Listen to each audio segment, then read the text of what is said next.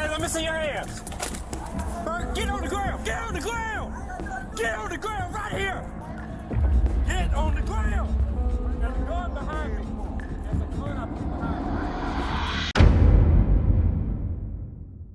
Have you ever wondered what happens when the protectors of law and order turn against the very principles they are sworn to uphold? It's an unfortunate reality that some individuals within law enforcement may abuse their power, tarnishing the reputation of the entire profession. But fear not, because in the face of this injustice, there are good cops who remain committed to the true essence of their duty. Join us as we explore the intriguing world of when good cops catch bad cops. On the evening of the 26th of July 2021, a police officer named David Lance Dukes from the Orangeburg Department of Public Safety received a report about a man loudly knocking on his neighbor's door. Officer David later explained that the person who called him was a woman who said that a 58-year-old man named Clarence Gaillard had a gun. When Officer David arrived at the scene, he told Gaillard to lie down on the floor, and Gaillard followed the instructions. Hey, let me see your hands. Get on the ground. Get on the ground. Get on the ground right here. Get on the ground. There's a gun behind me.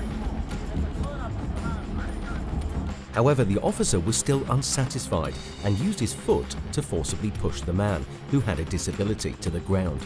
As a result, Gaillard's head hit the ground. After making Gaillard fall to the ground and putting handcuffs on him, David proceeded to search for the gun mentioned by the person who called for help. However, he couldn't find any gun. Instead, he discovered a stick covered in a shiny silver tape. Gaillard's lawyer later explained that his client carries the stick to defend himself against stray dogs. Shortly after, other police officers arrived at the scene and began investigating the situation. Gaillard's neighbors became concerned about David's use of excessive force and started to question him. David attempted to silence them and prevent further discussion. Yep, they slammed my head down on the cement. Yep. Go back inside. Go back in the house. Go back in the house. You threw me down. I sure did. You wasn't listening. After David assisted the injured person in standing up, Gaillard began to express dissatisfaction about the head injury caused by the officer. Even though David managed to quiet down the people living nearby, he couldn't silence the other police officers, who now viewed him with doubt.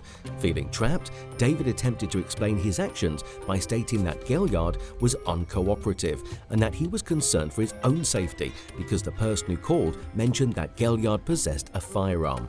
Let's take a closer look at what really happened in this situation. Hey, let me see your hands. Get on the ground. Get on the ground. Get on the ground right here. After Mr. Gaillard appeared from behind his car, there is some doubt as to whether he had his hands in his pockets. However, it is important to note that right after that, he had his hands up in the air, which contradicts David's statements. Furthermore, David kicked Gaillard when he was already on the ground with his hands and knees down. This doesn't make sense because Gaillard didn't pose a threat to David. Later, Gaillard was uncuffed and given medical aid, but Officer David didn't show any remorse. Gaillard's cousin, Julian, asked David for his card, but David lied and said that he didn't have any. However, Sergeant Hollander contradicted David by saying that they did have business cards. After a brief investigation, Gaillard and Julian were released. Gaillard later filed a lawsuit against Officer David Lance Dukes, alleging that the officer attacked and assaulted him despite him following David's commands.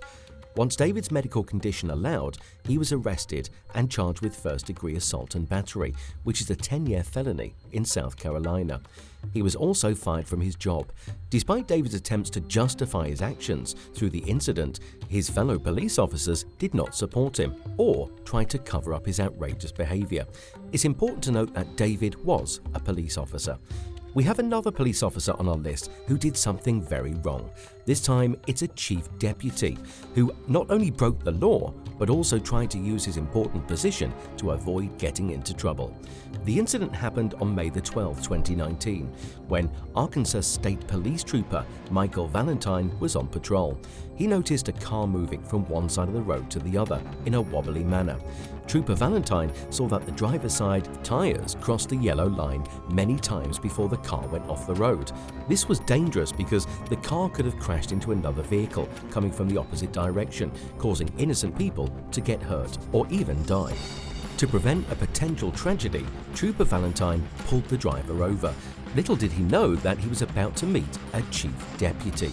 The driver introduced himself as Michael Kyle Dunn, who was the chief deputy of the Newton County Sheriff's Office. Okay. So you're a deputy? I'm a chief deputy. You're the chief? Okay. The trooper, who had an important position as a chief deputy, had a sincere conversation with Dunn. The trooper emphasized that regardless of Dunn's rank or position, he still had a responsibility to fulfill his duties and do his job properly. The trooper made sure to consider Dunn's privileges as a chief deputy while having this discussion. Well, I understand that, but I mean, you know, we can't be out driving if we've been drinking. Yeah. And you know, I caught you coming back onto the highway back there. You almost hit a sign and then followed you for a little while, and you touched the yellow line twice, touched the white line twice, okay? Dunn had a lot of difficulties. First, he had trouble maintaining a proper posture, as if he couldn't stand up straight. On top of that, he found it really challenging to understand what Trooper Valentine was telling him to do. Trooper Valentine then requested Don to take a field sobriety test, but Don refused. He knew deep down that the test results would not be good for him. Go ahead and stand. All right, you gonna be all right? Yeah. All right, go ahead and stand up for me right here, okay, and face my car. Do you want to go through these tests, or you just want me to take you in?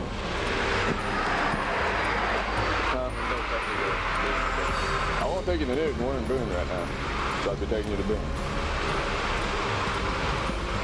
Okay. I know it sucks. All right, but like I said, it's not my choice. Can't give me a break, man. You know I can. Absolutely can. It's on camera. I can't do anything about it. I've got family out here on this highway. I'm sure you do too. He not only asked the trooper for leniency, but he also went on to request a favor. Trooper Valentine, however, politely declined the request, reminding the chief deputy about the dash cam that was recording the entire incident.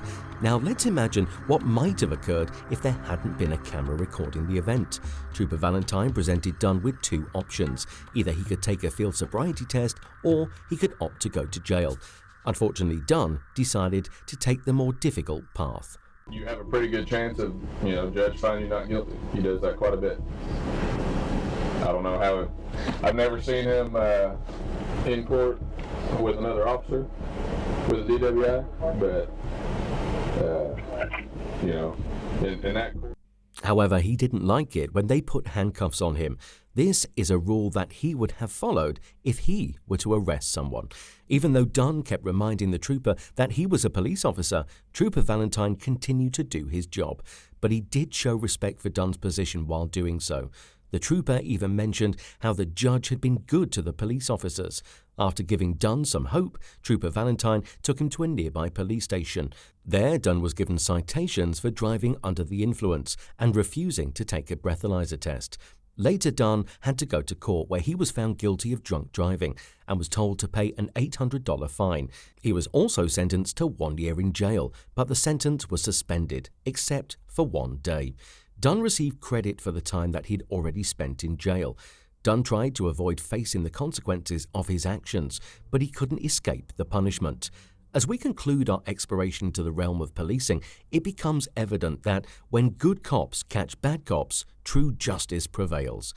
The courageous individuals who dedicate their life to upholding the law and serving their communities are not blind to the misconduct that may lurk within their ranks. It is their unwavering commitment to integrity and accountability that restores our faith in the police force. Well, thank you for joining us on this journey. Together, let us continue to inspire change and create a world where justice prevails.